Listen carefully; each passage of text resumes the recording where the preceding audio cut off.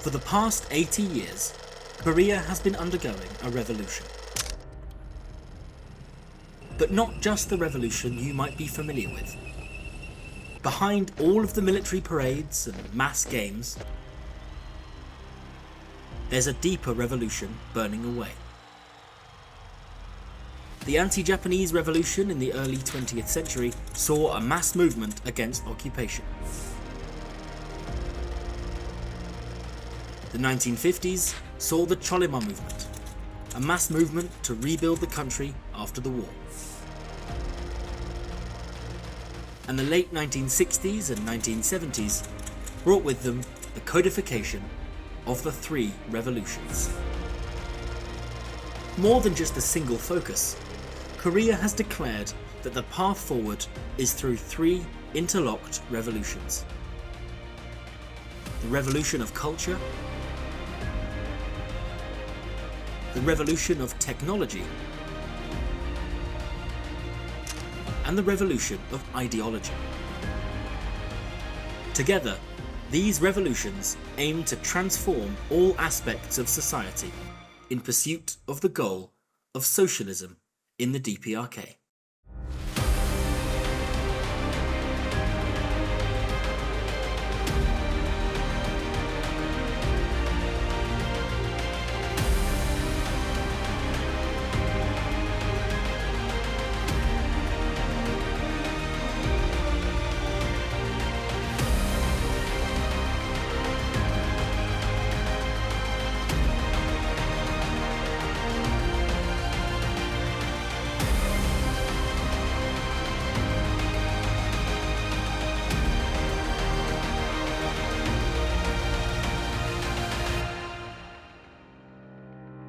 Today, we'll look at the Cultural Revolution, how the country worked to expand literacy, promote national culture, improve living standards, and foster a scientific worldview.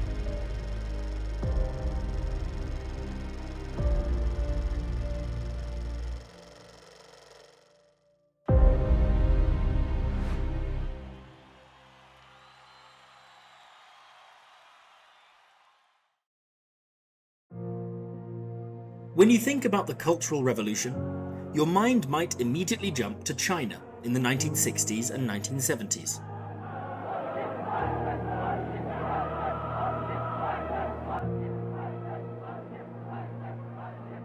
A mass socio-political movement to purge the traditional elements of society and introduce new modern ones. However, the Cultural Revolution in Korea is different. Far from purging national culture, the Korean Revolution embraced elements of its long history and great tradition. Folding folk culture, cultural songs and music, and historic national pride into a new socialist framework. Rather than tearing down the past, Korea sought to build on a pre-existing culture, presenting socialism as just the next step for this long-running society. Whilst the Cultural Revolution encompassed many different areas of society, from living standards to promoting a scientific outlook, in this video we're going to focus on two key elements: expanding education and promoting universal literacy, and promoting literature, art, music, and theatre.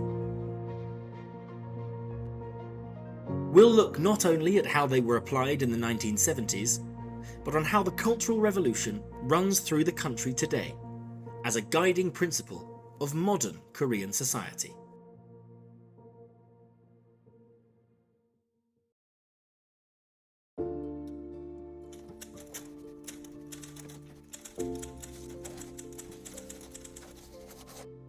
By the time of Korea's liberation from Japan in 1945, 2/3 of school-aged children were out of education, and over 2 million adults were illiterate.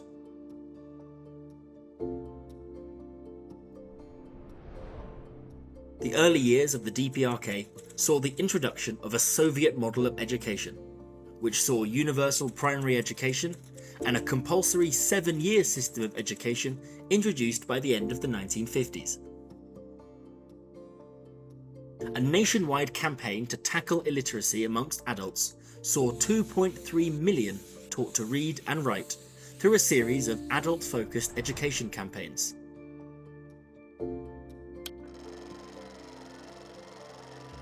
From specific classes to teach the alphabet and spelling, to middle school level educational classes for adults.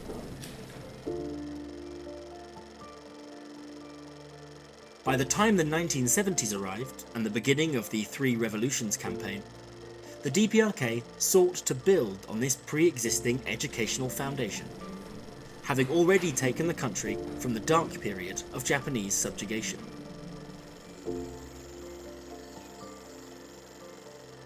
By 1975, Korea had introduced an 11-year compulsory education system, including a foundational kindergarten year.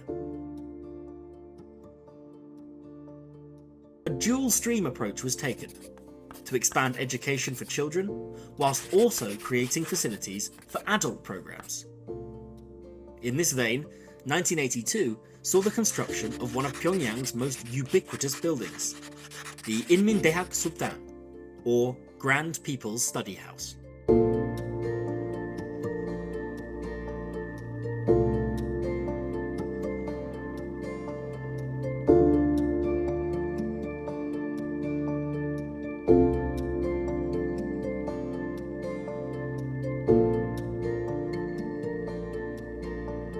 This building, designed in traditional style with its distinctive Korean sloped roofs, was to serve as a library and centre for adult studies, including language learning, computer studies, and other subjects.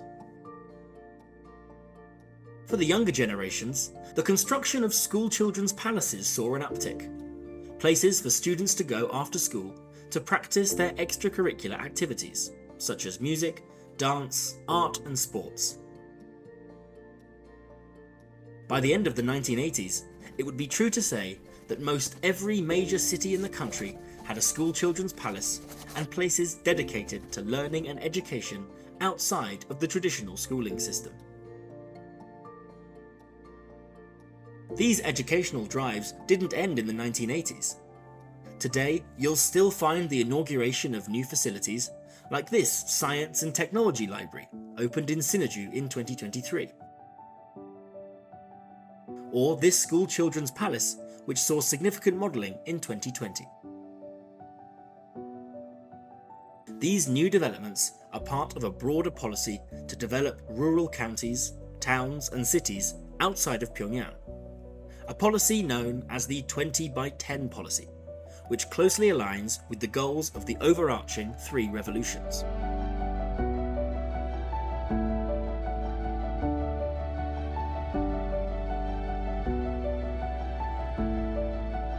With the continuation of school children's summer camps, extracurricular activities, and the remodelling of educational institutions, it's clear that commitment to education still ranks high in domestic priorities.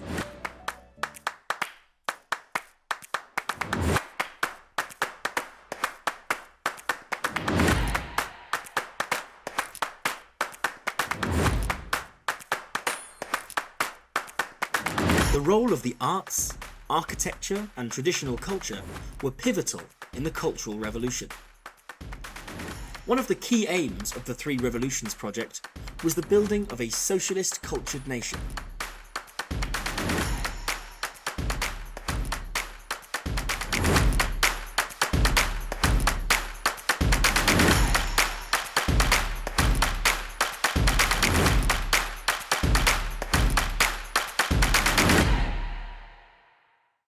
The aim of these parts of the revolution was to make Korean culture more egalitarian. For centuries, under the feudal system, culture had been the preserve of royalty, court officials and intellectuals.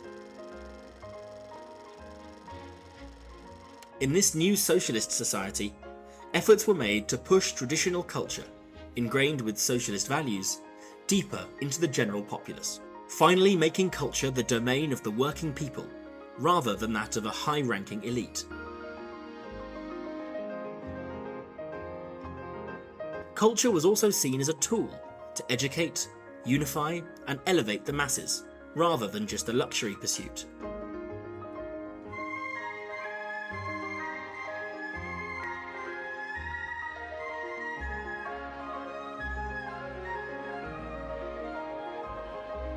By combining national heritage like folk songs, cultural tales, and traditional architecture with this new socialist culture defined by monuments, cinema, theatre, and modern architecture, the Cultural Revolution would serve as a bridge between the old ways and the new, a stepping stone between the traditions of a nation and the future of a society.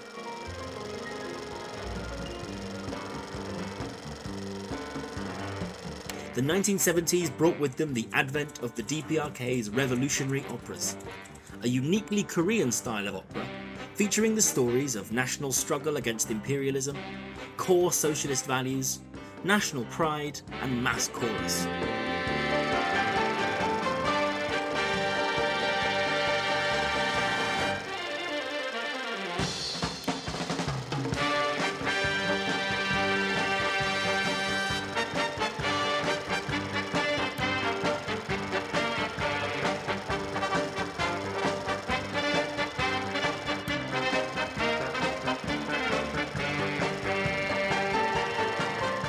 These performances were rooted in the themes of traditional Korean folktales, but framed through the lens of the National Revolution and the struggle for independence. 1973 saw the publication of On the Art of Cinema by the General Kim Jong-il. These treaties would go on to define movie production in the country through to the modern day, ensuring that cinema would become a tool of the revolution, instilling ideas of patriotism, independence, unity, and socialism in its viewers.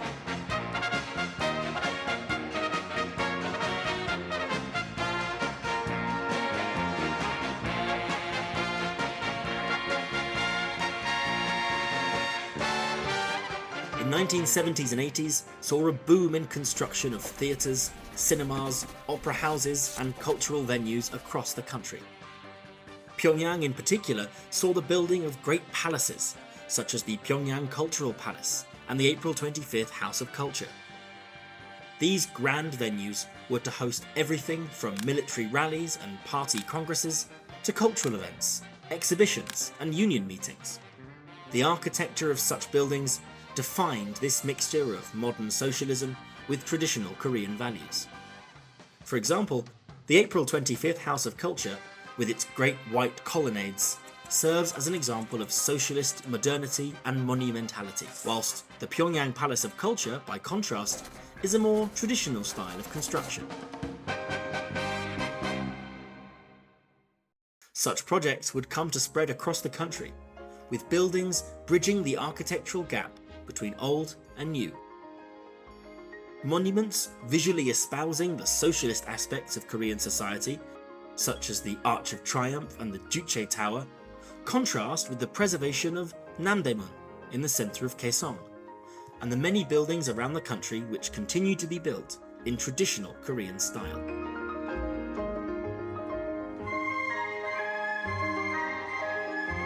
Even today, through new developments on Hwasong Street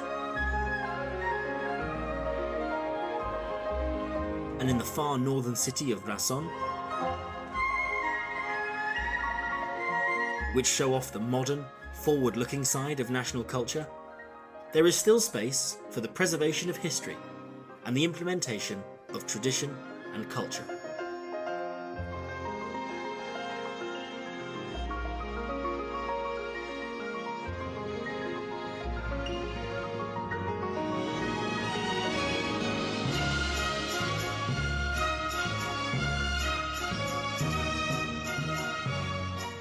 Overall, the Cultural Revolution in the DPRK operates in tandem with the other aspects of the three revolutions. Grand cultural palaces show the improvements in technology and have played host to party meetings and other ideologically significant events. The aim of the Cultural Revolution was to build a socialist nation that wasn't devoid of culture. Far from it. It aimed to create a society where culture and tradition is woven into the very fabric of the state. A nation where art, literature, film and architecture are mobilized to inspire loyalty and unity.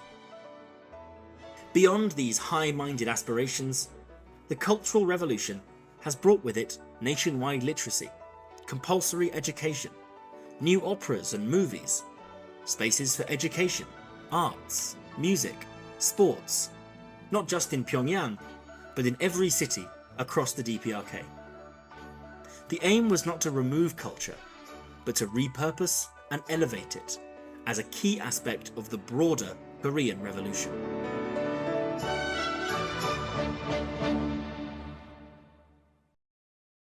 Where the technical revolution brought new factories, and the ideological revolution brought new perspectives, the cultural revolution brought new ways of living.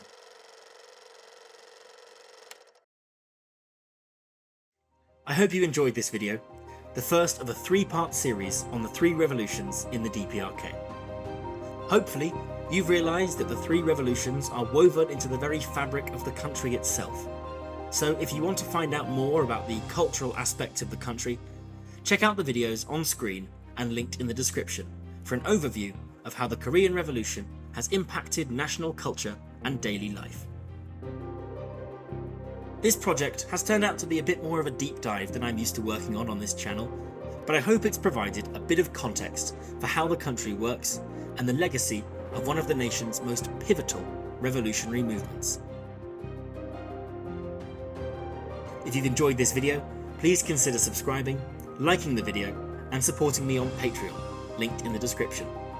Every little helps, and I hope I'll see you in the next video. Thanks for watching.